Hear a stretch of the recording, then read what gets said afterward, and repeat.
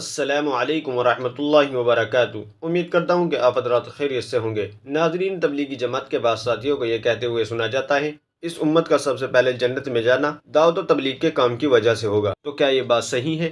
اس سلسلے میں شریعت مطہرات کا حکم کیا ہے؟ تو چلیے بہترین رہنمائی کے لیے ہم دارالعلوم دیوبند کا فتویٰ دیکھ لیتے ہیں۔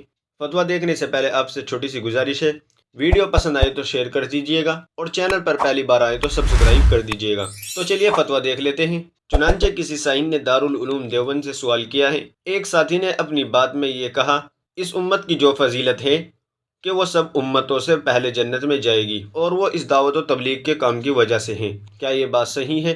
تو چلیے دیکھتے ہیں دارالعلوم دیوبند نے اس کا کیا جواب دیا ہے۔ بسم اللہ الرحمن الرحیم۔ اس امت کا سب سے پہلے جنت میں جانا اصلاً حضور صلی اللہ علیہ وسلم کی امت میں ہونے کی وجہ سے ہوگا۔ صرف دعوت کا کام سب سے پہلے جنت میں جانے کا سبب نہیں ہے، البتہ اس امت کی من جملہ خصوصیات میں ایک خصوصیت امر بالمعروف اور نہی عن المنکر بھی ہے، جس کا ذکر اللہ تعالیٰ نے اس آیت میں کیا ہے۔ کنتم خیر امت اخرجت للناس تأمرون بالمعروف وتنہون عن المنکر۔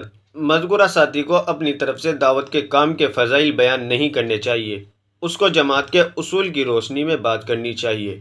واللہ تعالی عالم۔ دارالفتہ دارالعلوم دیوبند۔ ناظرین، امید ہے کہ مسئلہ آپ کی سمجھ میں آ گیا ہوگا۔ ویڈیو اچھی لگی تو لائک کریں، شیئر کریں اور چینل کو ضرور سبسکرائب کر لیجیے گا۔ تو چلیے پھر ملتے ہیں کسی دوسری ویڈیو میں۔ السلام علیکم ورحمۃ اللہ وبرکاتہ۔